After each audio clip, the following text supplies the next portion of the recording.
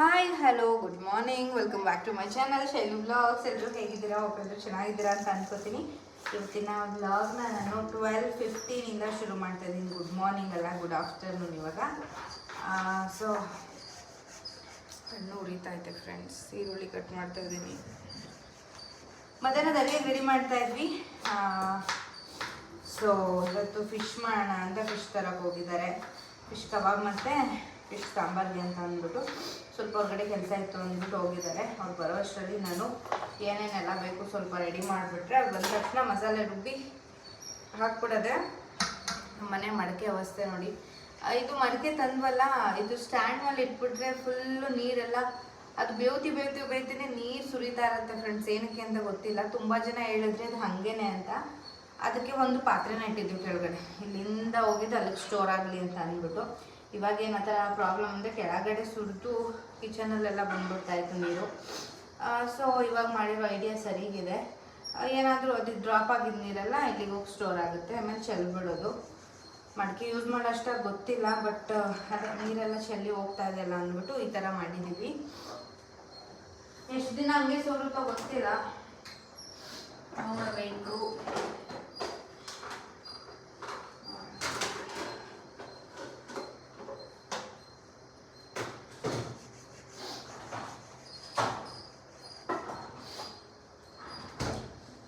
Fish sambar ಸ್ವಲ್ಪ ಡಿಫ್ರೆಂಟಾಗೇ ಮಾಡೋದು. So ಇವಾಗ ನಾನೆಲ್ಲ ಕಟ್ ಮಾಡಿ ಇಟ್ಟಿರ್ತೀನಿ, ಮಮ್ಮಿ ಬಂದು ಮಾಡ್ತಾರೆ. ಹೊರಗಡೆ ಬಿಸಿಲಂತೂ ಸಿಕ್ಕಾಬಟ್ಟೆ ಬಿಸಿಲು. ನನಗಂತೂ ಒಂಥರ ಕಣ್ಣೆಲ್ಲ ಉರಿತಾ ಇದೆ. ಬಿಸಿಲಲ್ಲಿ ಮನೇಲಿರೋಕ್ಕೂ ಕಷ್ಟ, ಹೊರಗಡೆ ಹೋಗೋಕ್ಕೂ ಕಷ್ಟ ಅನ್ನೋ ಥರ ಆಗ್ಬಿಟ್ಟಿದೆ. ಸೊ ಬನ್ನಿ ಇವಾಗ ಬೇಗ ಕಟ್ ಮಾಡಿ ಆ್ಯಂಡ್ ಅಡುಗೆಗೆಲ್ಲ ರೆಡಿ ಮಾಡೋಣ.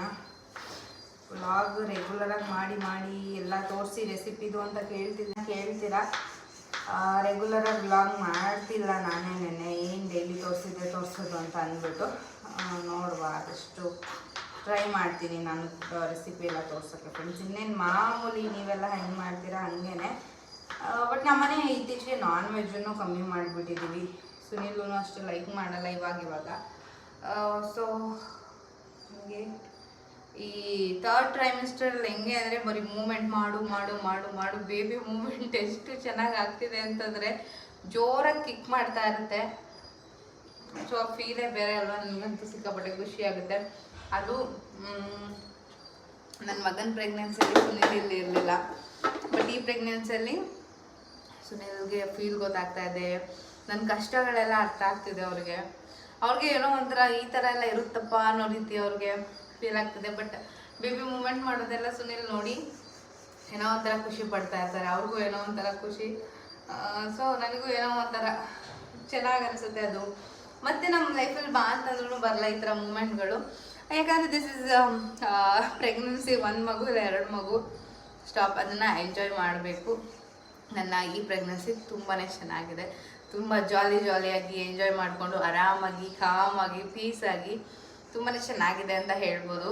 ಬುಜ್ಜಿದ್ರಲ್ಲಿ ಬರೀ ಕಾಲು ನೋವು, ಕೈ ನೋವು, ಕಾಲು ಊದ್ಕೋತು, ಕೈ ಊದ್ಕೋತು, ಇದೇ ನನಗೆ ಸಾಕಾಗ್ಬಿಟ್ಟಿತ್ತು. ಫಸ್ಟ್ ಪ್ರೆಗ್ನೆನ್ಸಿಯಲ್ಲಿ ಏನೋ ಒಂಥರ ಎಲ್ಲಿ ಜೈಟ್ರೆ ಏನಾಗ್ಬಿಡುತ್ತೋ, ಎಲ್ಲಿ ಕೆಲಸ ಮಾಡಿದ್ರೆ ಏನಾಗ್ಬಿಡುತ್ತೋ ಅನ್ನೋದೇ ಜಾಸ್ತಿ ಇದಾಗ್ತಿರುತ್ತೆ.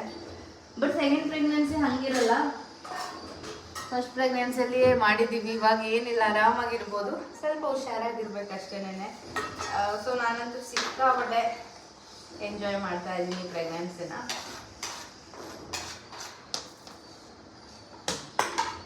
ಸೊ ಬಂದಮೇಲೆ ಮತ್ತೆ ಬ್ಲಾಗ್ ಕಂಟಿನ್ಯೂ. ಇವಾಗ ಮನೆಯಲ್ಲಿ ಏನೇನೆಲ್ಲ ಮಾಡ್ತಾಯಿದ್ದೀವಿ ಅಂತ ತೋರಿಸ್ತೀನಿ. ಫಿಶ್ ಕಬಾಬ್ ಮಾಡೋದಕ್ಕೆ ಎಲ್ಲ ಮ್ಯಾರಿನೇಟ್ ಮಾಡಿಟ್ಟಾಗಿದೆ. ಅಂದರೆ ಸ್ವಲ್ಪ ಬೇಗ ಮಾಡಬೇಕಿತ್ತು, ಹಾಗಾಗಿ ತಂದಿದ ತಕ್ಷಣ ಎಲ್ಲ ರೆಡಿ ಮಾಡಿಕೊಂಡು ಇಲ್ಲಿ ಮ್ಯಾರಿನೇಟ್ ಮಾಡಿಟ್ಟಿದ್ದೀನಿ. ಆ್ಯಂಡ್ ಅಲ್ಲಿ ಇನ್ನೊಂದು ಚಟ್ನಿ ಕೂಡ ರೆಡಿ ಆಗ್ತಾಯಿತ್ತು. ಇದು ಸ್ವಲ್ಪ ಟೈಮ್ ಮ್ಯಾರಿನೇಟ್ ಆಗಲಿ, ಸಾಂಬಾರೆಲ್ಲ ಆಗೋಷ್ಟರಲ್ಲಿ ಮ್ಯಾರಿನೇಟ್ ಆಗಲಿ ಅಂತ ಅಂದ್ಬಿಟ್ಟು ಸ್ವಲ್ಪ ಟೈಮ್ ಇಟ್ಟೆ.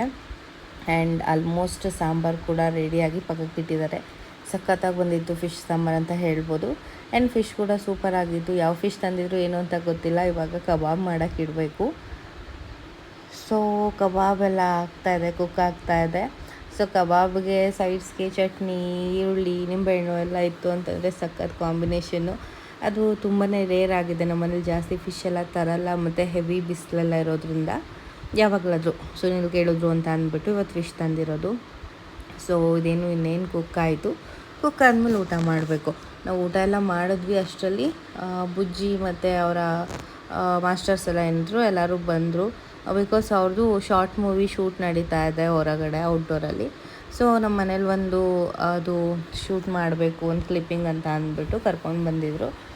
ಏನೋ ಒಂಥರ ಡಿಫ್ರೆಂಟ್ ಆಗಿತ್ತು. ಅವ್ನ ಫ್ರೆಂಡ್ದು ನಮ್ಮ ಮನೇಲಿ ಶೂಟ್ ಇತ್ತು. ಬುಜ್ಜಿದೆಲ್ಲ ಆಲ್ರೆಡಿ ಔಟ್ಸೈಡೇ ಶೂಟ್ ಆಗಿದೆ. ಹಾಗಾಗಿ ಅವನದು ಶೂಟ್ ಮುಗಿಸ್ಬೇಕು ಇಲ್ಲಿ ಅಂತ ಅಂದ್ಬಿಟ್ಟು ಕರ್ಕೊಂಡು ಬಂದಿದ್ದಾರೆ. ಹೇಳಿದ ಮಾತೇ ಕೇಳಲ್ಲ ಸ್ವಲ್ಪನೂ. ಫುಲ್ ತರಲೆಗಳು ಮಕ್ಕಳು ಅಂತಂದರೆ ಅವ್ರನ್ನ ಹೆಂಗಪ್ಪ ಕಂಟ್ರೋಲ್ ಮಾಡೋದು ನಂಗೆ ಆಗ್ತಾ ಇರುತ್ತೆ. ಸೊ ಫುಲ್ ಓಡಾಡ್ತಾಯಿದ್ರು ಆ ಕಡೆಯಿಂದ ಈ ಕಡೆ, ಈ ಕಡೆಯಿಂದ ಆ ಕಡೆ. ಕರ್ಕೊಂಡು ಹೋಗ್ತೇವೆ ಇಲ್ಲಿ ನೋಡ ಸ್ಮೈಲ್.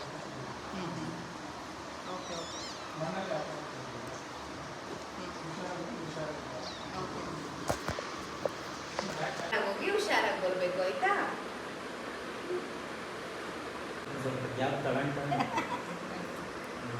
ರಿಹಾನ್ ಅಂದ್ಬಿಟ್ಟು ಸ್ವಲ್ಪ ಇದು ಮಾಡಿಕೊಂಡು ಸ್ವಲ್ಪ ಮಮ್ಮ ನೋಡಿ ಬ್ಯಾಗ್ ತಗೊಳ್ಳಿ. ಪಂಪಿತ ಮನೇಲೆ ಪಂಪು ತಂದಿರಲ್ಲ ಒಂದು ಸೈಕಲ್ ಜೊತೆನೆ. ಆದರೆ ಇದು ಮುರಿದು ಹೋಗಿತ್ತು ಅಷ್ಟೇ. ಲಾಸ್ಟ್ ಟೈಮ್ ಇವನು ಹೊಡಿತೀನಿ ಅಂದ್ಬಿಟ್ಟು. ಇರು ಖುಷ್ ಇರು ಮಗನೇ, ಅದು ಫುಲ್ ಟೈಟಾಗಿ ಹೊಡಿಬೇಕು. ನಾಳೆಯಿಂದ ಬ್ಯಾಟ್ ಬಾಲ್ ಎಲ್ಲ ಬಿಟ್ಬಿಡ್ತಾನೆ. ನಿಮ್ಮ ಪಪ್ಪ ಡ್ಯೂಟಿಗೆ ಹೋಗೋವರೆಗೂ ಎಲ್ಲನೂ ರೆಡಿ ಮಾಡ್ಕೊಟ್ಟು ಹೋಯ್ತಾರೆ. ನಿಮ್ಮ ಪಪ್ಪ ಬರೋ ಅಷ್ಟರಲ್ಲಿ ಎಲ್ಲನೂ ಹಾಳು ಮಾಡ್ಕೊ ಅಲ್ಲ ಖುಷ್. ಇರು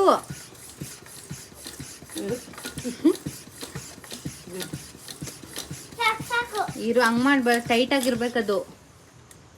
ಯಾವ ಬಾಲ್ ಅದು? ಹಿಡ್ಕೊ ಹಿಡ್ಕೊ. ಆಗ್ತಾ ಇದೆಯಾ? ಎಲ್ಲಿ ಏರ್ ಅಂದ್ರೆ ಅದು ಫಿಲ್ ಆಗ್ಬೇಕಲ್ಲ ಫುಲ್ ಮಮ್ಮಿ. ಅಪ್ಪ ನಿಮ್ಗೆ ಗೋಡಕ್ ಬರಲ್ಲ. ಓ ನೀವು ಕಾಣಿಸ್ತಾ ಇಲ್ಲ ಕರೆಕ್ಟಾಗಿ.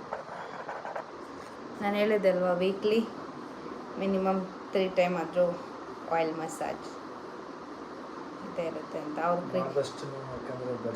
ಜಾಸ್ತಿ ಇರುತ್ತೆ ಆ್ಯಂಡ್ ಹೇರ್ ಗ್ರೋತ್ ಆಗೋದಕ್ಕೆ ಹೆಲ್ಪ್ ಆಗುತ್ತೆ. ಪ್ರೆಗ್ನೆನ್ಸಿ ಟೈಮಲ್ಲಿ ನಾವು ಎಷ್ಟು ಕೇರ್ ಮಾಡ್ತೀವಿ. ಒಂದು ಜಾಸ್ತಿ ಮೂಮೆಂಟ್ ಇರೋದಿಲ್ಲ. So blood circulation head massage ಹಾಗೆ ಮಸಾಜ್ ಅದರೆಲ್ಲ ಮಾಡಿದ್ರೆ ಕೈ ಕಾಲೆಲ್ಲ ಅವ್ರಿಗೆಲ್ಲ ಬ್ಲಡ್ ಶುಗರ್ ಜಾಸ್ತಿ ಆದಾಗಷ್ಟೇ ಕೂಡ ಪಾಪುಗೆ ಮತ್ತು ಅವರು ಕೂಡ ಒಳ್ಳೆಯದಾಗಿರ್ತಾರೆ. ಕ್ರಿಕೆಟ್ ನೋಡ್ತಾ ಇದ್ದಾರೆ ಪಾಪ, ಅದೇ ಸೌಂಡ್ ಕೊಟ್ಕೊಂಡು. ನಾನು ಬಿಟ್ಟಿಲ್ಲ.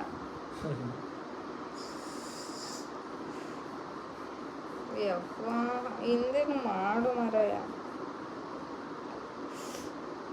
ತಲೆ ಹೊಡ್ದಾಕ್ಬಿಟ್ಟಿದ.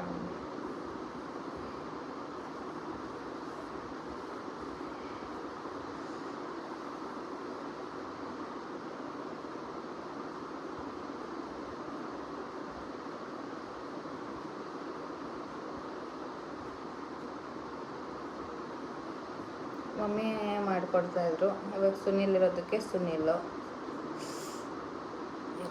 ಆದರೂ ಮಸಾಜ್ ಏನು ಟಕ ಟಕ ಟಕ ಟಕ ಅಂತ ಮಾಡ್ಕೋಬೋದು. ಮಸಾಜ್ ಇಷ್ಟಪಡೋರು ಇವ್ರು ಮಸಾಜ್ ಇಷ್ಟಪಡ್ತಾರೆ. ನನಗೆ ಮಸಾಜ್ ಎಲ್ಲ ಅಷ್ಟು ಇಷ್ಟ ಆಗಲ್ಲ. That's why. ಯಪ್ಪ ನನಗೆ ಇತ್ತೀಚೆಗೆ ಬೆನ್ನು ನೋವು ಬರ್ತಾಯಿದೆ ಫ್ರೆಂಡ್ಸ್, ಜಾಸ್ತಿ. ಅಂದರೆ ಇವಾಗ ಶುರು ಆಗಿದೆ ಬೆನ್ನು ನೋವು, ಕಾಲು ನೋವು, ಸೊಂಟ ನೋವು ಎಲ್ಲ. ಕಿವಿ ಎಲ್ಲ ಮಾಡಿಬಿಡಿ, ಎಳಿಬಿಡಿ. ಹಿಂಗೆ ಕಿವಿ ಮುಖ ಗೀಖ ಎಲ್ಲ ಮಾಡ್ಬಿಡೋದೆ ಇವರು.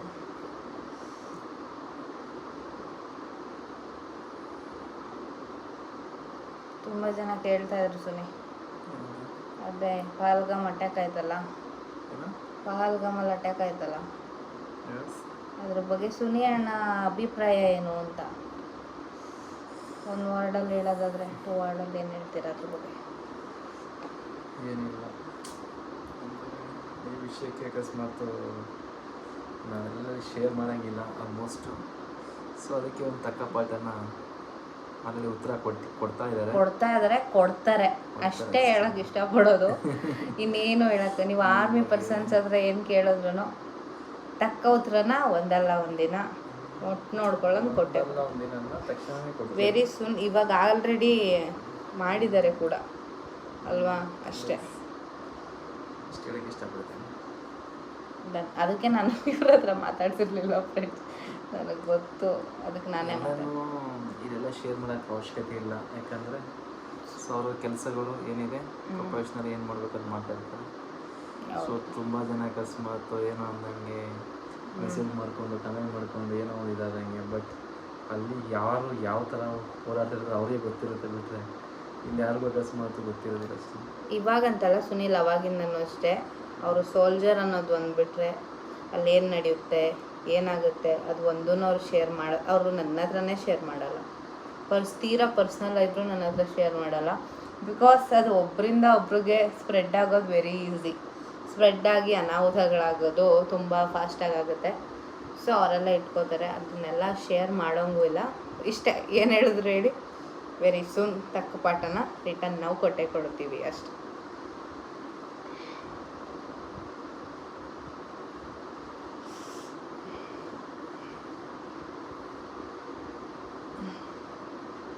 ಇನ್ನೇನು ಸುನಿಲ್ ಅವ್ರು ಕೂಡ ಡ್ಯೂಟಿಗೆ ಹೊರಡ್ತಾರೆ. ಅಷ್ಟರಲ್ಲಿ ಹಾಸ್ಪಿಟಲ್ಗೆ ನಾನು ತೋರಿಸ್ಬಿಡ್ಬೇಕು. 28th ವೀಕ್ದು ಸ್ಕ್ಯಾನ್ ಇದೆಲ್ಲ ಅದನ್ನು ಮಾಡಿಸ್ಬೇಕು.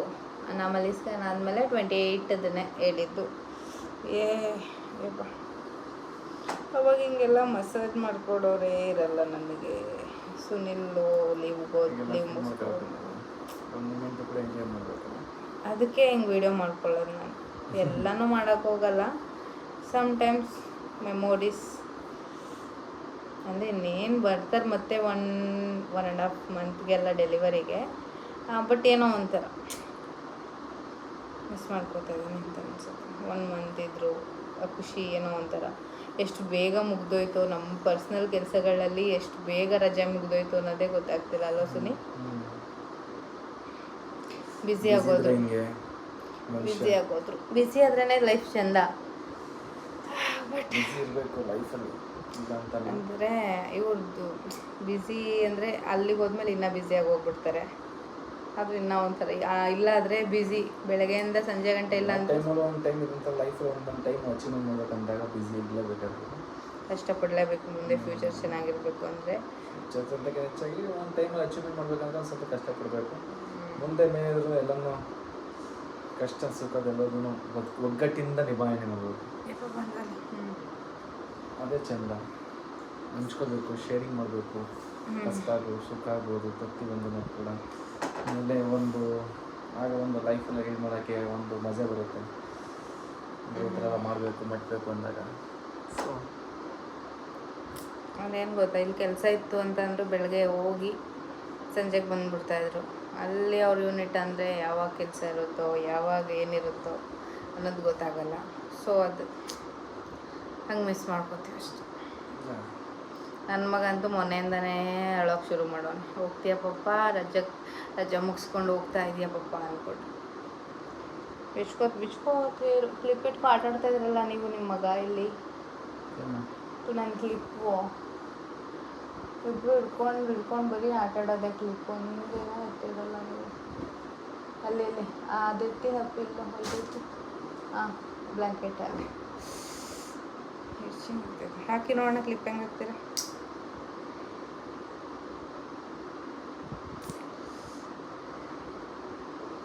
ಸೊ ಇವತ್ತು ಬೆಳಗ್ಗೆ ಎದ್ದೆ ವ್ಲಾಗ್ ನಾನು ಶುರು ಮಾಡಿದೆ. ಅದಾದಮೇಲೆ ಬುಜ್ಜಿದು ಅವರ ಆ್ಯಕ್ಟಿಂಗ್ ಕ್ಲಾಸಲ್ಲಿ ಒಂದು ಶಾರ್ಟ್ ಮೂವಿ ಶೂಟ್ ಮಾಡ್ತಿದ್ದಾರೆ. ಅಲ್ಲಿ ಶೂಟ್ ಮುಗಿಸ್ಕೊಂಡು ಬಂದು ಇಲ್ಲೊಂದು ಶೂಟ್ ಮಾಡ್ಬೇಕು ಅಂದ್ಕೊಂಡು ನನ್ನ ಹತ್ರ ಒಂದು ಮಾಡಿಸಿದ್ರು. ಅದು ಮುಗೀತು. ಅದಾದಮೇಲೆ ನಾನು ಪ್ರಮೋಷನ್ ವಿಡಿಯೋ 2 ಪ್ರಮೋಷನ್ ವಿಡಿಯೋ ಮಾಡಬೇಕಿತ್ತು. ಅದನ್ನು ಮಾಡಿ ಎಡಿಟ್ ಮಾಡಿ ಅಯ್ಯೋ ಎಷ್ಟು ಬೇಗ ದಿನ ಮುಗಿದೋಯ್ತು ಅಂತ ಅನ್ನಿಸ್ತು ನನಗಂತೂ. ಸೊ ಅದಕ್ಕೆ ಇವಾಗ ಫ್ರೀಯಾಗಿ ಮಾತಾಡ್ತಾ ಇದ್ದೀನಿ. ಇವತ್ತಿನ ವ್ಲಾಗ್ನ ನಾನು ಇಲ್ಲಿಗೆ ಎಂಡ್ ಮಾಡ್ತಾ ಇದ್ದೀನಿ. Thank you for watching. Take care. Bye bye.